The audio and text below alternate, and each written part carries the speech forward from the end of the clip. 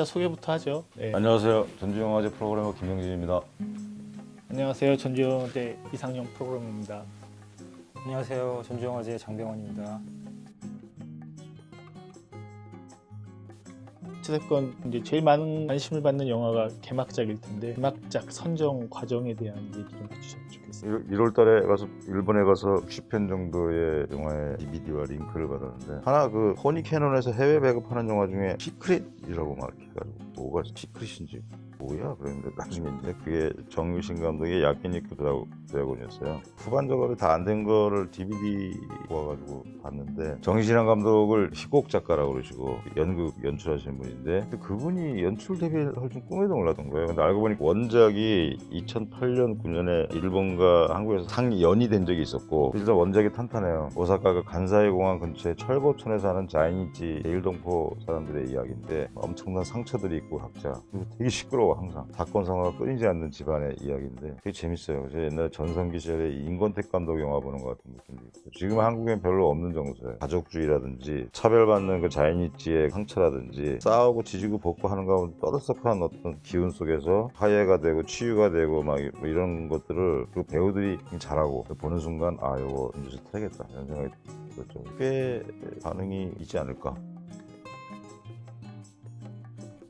혹시 이거는 마이 스윙 레코더 내가 좀 애정하는 올해 상영작 중에 하나다 내가 골랐다. 제가 올해 JCP 5편을 했는데 그 다큐멘터리가 한 편 있어요. 굿 비즈니스라고. 그 탈북자들의 그런 걸 돕는 한 목사님과 그 주변 브로커들의 이야기인데 멕시코의 필름 누아르 영화 전문 편집자를 불러다가 누아르 영화를 좀 편집을 하고 있어요.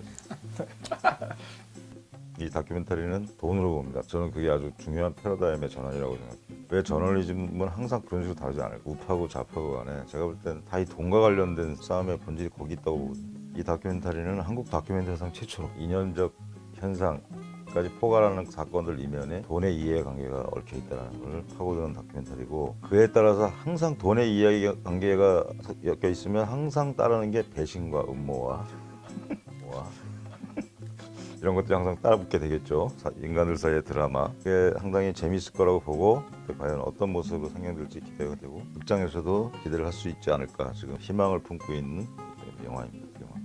지금 소개드릴 작품은 작년부터 집념을 가지고 추진해왔던 오즈의 메이드 인 아메리카라고 하는 작년에 아카데미 다큐멘터리상을 받았죠. 그리고 이건 방송용 다큐멘터리로 원래 6부작으로 둘째 스포츠 채널이죠. ESPN에서 방송을 했던 그걸 이제 영화판으로 만든 건데 상영 시간이 7시간 47분이에요. 하루 종일 봐야죠. 그걸 보려면 처음부터까지 보려면 하루 종일 봐야 되는데 이 영화는 지금 말씀드린 여러 가지 다큐멘터리 양식적인 전통적인 양식부터 변화를 확인할 수도 있고 또 오제이 심슨이라고 하는 문제적인 인물이죠. 미국 현대사를 가로지르는 그 인물을 따라가면서 미국 사회가 어떻게 히어로를 만들고 아메리칸 드림을 만들어내고 그래서 몰락하고 그 초상이 어떻게 되어가는가를 아주 흥미로운 문법으로 제시하는 다큐멘터리 가지고 있고 굉장히 풍부한 자료와 인터뷰, 저널리즘적인 접근 방식을 취하고 있는데 전개 방식은 스릴러 영화를 부르는 듯한 그런 전개로 가요. 그래서 지루하지 않고 7시간이 넘는 방대한 다큐멘터리지만 그런데 전혀 지루하지 않고 굉장히 흥미진진하게 따라갈 수 있는 그리고 다 보고 나면 미국 사회의 도사린 여러 가지 문제들 인종주의부터 지금 말씀하신 물질주의, 섹슈얼리티의 문제, 사법제도의 문제 다양한 문제를 건드리면서 한 사회와 공동체의 폐부를 찌르는 이야기를 하고 있습니다. 그래서 아주 흥미로운 경험이 되지 않을까. 그리고 제가 생각할 때는 영화제에서 다시 상영될 일이 없어요.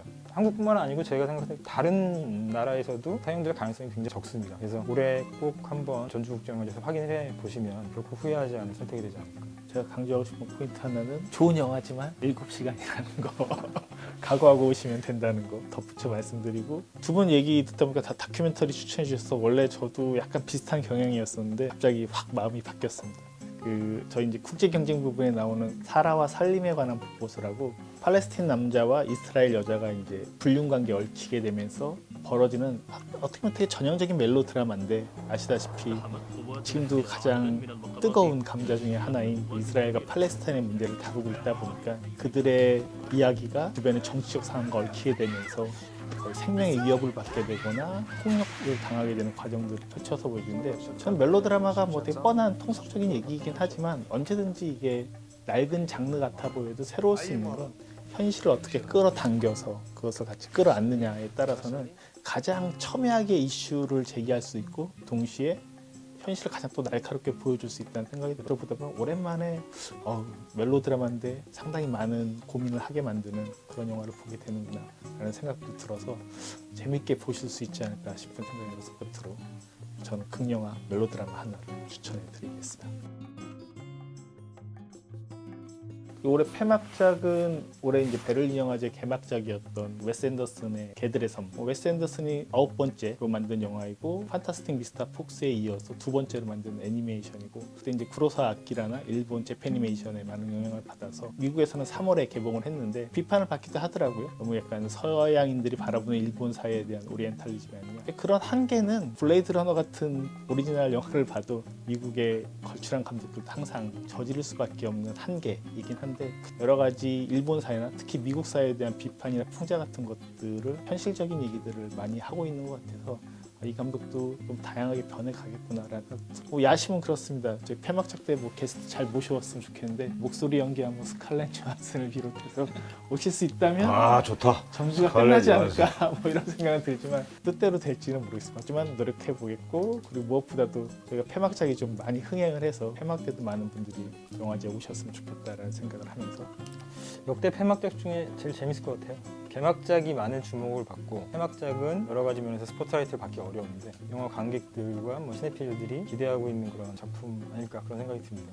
이 방송이 나갈 때쯤에는 뭐 전성 매진 뭐 이랬으면 여한이 없을 것 같아요. 뭐 야심은 그렇습니다. 방송 나갈 때 이거 예매도 안 열었을 것 같은데. 그런가요? 아직 안 그런데 그러면 열심히 예매 좀 해주세요. 그럼 이제 마지막 마무리 할까요? 김영진 수석님께서 하시죠. 뭐 무슨 마무리 다 했잖아요. 지금. 내가 무슨 마무리? 그럼 알겠습니다. 하나 둘 셋 하면 전주에서 뵙겠습니다 할까요? 뭐 이상한가요? 저희와 함께 그리고 영화들과 함께 많은 감독님들과 함께 전주에서 뵙겠습니다. 감사합니다.